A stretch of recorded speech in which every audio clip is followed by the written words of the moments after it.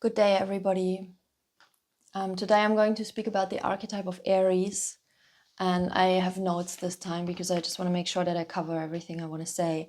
Aries is, from my experience with astrology, one of those archetypes that's not entirely understood either. It was for me personally until I started studying evolutionary astrology that I started to see this archetype in a more wholesome way and actually saw the power and the strength that it holds as well. So because in some basically in some of those not so complete perspectives on astrology, what you might often hear is that Aries is associated with aggression, with passive aggressiveness, with overt anger, with kind of just like banging their head through the walls. And this is simply not true. This is a shadow expression of Aries. A shadow expression of Aries can also be depression, which is internalized anger. And these expressions happen if the instinctual life force, which Aries represents, is not flowing in the way that it wants to flow. So if we have learned that our instinctual nature or life force cannot flow into the direction that it wants to flow, which unfortunately often we learn in this world, society that we live in, if we learn this, we obviously bottle up a lot of power, and it obviously doesn't go away. So it starts to ooze out or explode out in different ways, and either like kind of explodes or implodes. So we can see this currently. We just had two of some bigger planets moving into Aries, which are Saturn and Neptune. And actually Chiron has been in Aries for a few years now. So especially I feel like personally, since Saturn and Neptune moved into Aries, we can really see how some of the global situations have been escalating. And this is like on the planetary scale, it's a very strong reflection of this very unhealthy and unintegrated life force that's part of our collective. So what we can do on an individual level, obviously, is to learn to work with this energy in a healthy and integrated way, which I will come to speak of now. So Aries develops itself, some wild cats out there. Aries develops itself through courage, through facing its fears. And one of the elements that might also be important to consider here is to learn to fight the right fight. I mentioned this example in my German video just now as well. So it can be that we might be, for example, be in a job that we don't like, and we feel like we really feel like it's like depleting our life force, and we would like to leave that job, but we are scared. We don't fully dare to take the step. So a person might choose other outlets to feel alive through going bungee jumping or through going skydiving, and through that possibly then developing more courage to actually make another bigger change or more fundamentally seeming change in their life. What would be like possibly like a really kind of lower evolutionary response to facing fears is maybe like taking too many drugs and kind of seeking adrenaline invoking experiences that that give this adrenaline shot, but that are actually not facing fears. So yeah, that's maybe something to consider. So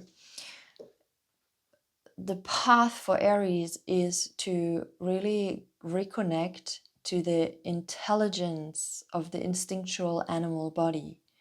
And so sometimes when I say animal body, some people are like, oh my God, then it's going to be like a feral beast. No, this is not what I mean. A feral beast is more what we see humans doing in some places in Africa and the Middle East at the moment, like, or even in Europe.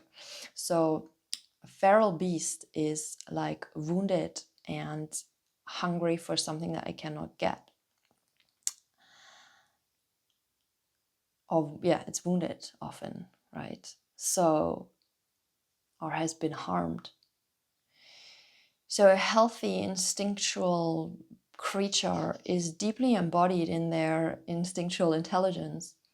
And I often like to think of wildcats. They are, on one hand, can be deeply relaxed, and it is in this very sensual state, actually. And then on the other hand, they can be ferocious and deadly and dangerous and protect their young ones, protect the vulnerable ones. And so it's really for Aries about learning to fight the intelligent, the wise fight. I think when Aries comes into this healthy warrior energy, it protects life. Does this mean that in Aries or that we are not allowed to eat meat anymore? This is obviously a very kind of ethical question, and everybody answers it differently. Personally, I think, Aries is one element of us humans. So if you are like, then, for example, go out hunting, there is the element where we can bring in gratitude and reverence for the meat that we eat, for what Mother Nature and this creation is also giving us as an experience. And I don't want to go into discussion here whether eating meat is good or not. I think it's highly individual for each soul's journey, actually. I just wanted to say this as like a part of the perspective with this Aries and with this instinctual animal nature that Aries represents in us humans. So in order to cultivate this instinctual and physical intuition, we need somatic awareness and we need somatic practices, which is one reason why I also do and offer somatic work, because I think it's highly useful and important. With Aries, we also benefit from actually just doing simple, strong physical practice. Personally, I like to think of, for example, like actually something like martial arts or kickboxing can be very helpful because it's very strong physical practice and it can really bring us deeper into the body, like feeling the flesh and the muscles and the bones. This is what Aries is about, like feeling this carnal body. So it's also very important to work with anger and learning to channel and utilize anger in a constructive, healthy way. And so obviously many humans have suppressed or unprocessed anger, which can turn into rage. And so we can benefit from doing those rage practices where we create this intentional space of, allowing ourselves to throw a tantrum and scream and punch the pillows. However, what I've come to learn with this kind of stuff is that at some point we also need to pay attention where this work is going, where this energy is going. It can get to the point where we actually always just kind of dispersing energy out and not utilizing it for our own benefit and for our own life force. So personally, what I've come to see is really useful, as well as these physical practices, is working with the internal energy system, like Taoist practice, working with the microcosmic orbit, like learning to circle energy through the body, through the central channel, can be really beneficial. From my personal experience, has been really useful. So basically, if we do these things, like really learning to inhabit the body, and with somatic practices and with somatic awareness, working obviously also through trauma, which can keep us from wanting to really be in the body, plus learning to channel this energy in a constructive way, we can become this really healthy, wholesome warrior type that is actually protective of life and protective of the vulnerable ones, instead of destructive.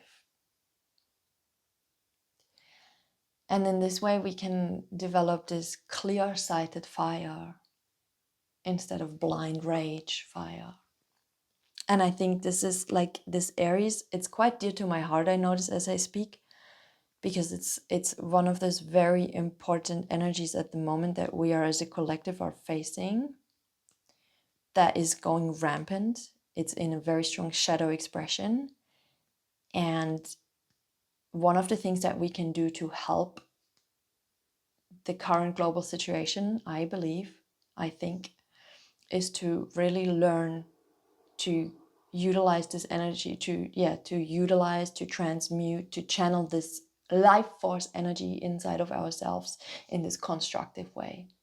From this, protective instinct comes, intelligent instinct comes, creativity comes, internal wisdom comes, and we can have more ideas and insights about what we can do. But it really starts from inhabiting our physical body and stopping to be like fucking spiritually bypassing everything and this kind of stuff. So yeah, I hope this video is useful. I thank you for watching. I offer astrology consultations as well as the somatic work, because for me those two go really well together. I think I said it before.